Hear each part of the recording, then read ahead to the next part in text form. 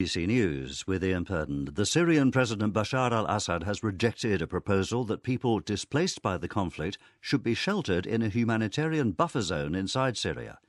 In an interview to be broadcast by a pro-government television channel, Mr Assad said such safe zones, which had been suggested by the Turkish government and several Western nations, were unrealistic.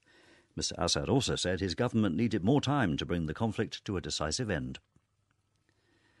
In a case that's been closely followed by human rights activists, a former Somali Prime Minister, Mohamed al-Samatar, has agreed to pay $21 million to the victims of torture that took place while he was in government in the 1980s.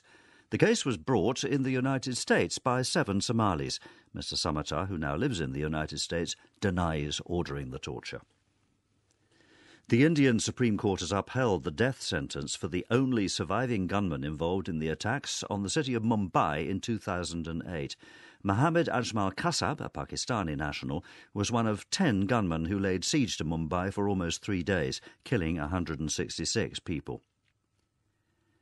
Chinese state media say a former local Communist Party boss has fled the country after allegedly having embezzled more than $30 million. The party newspaper, The People's Daily, said the official, Wang Guoqiang, had been removed from his post in Liaoning province before he went overseas.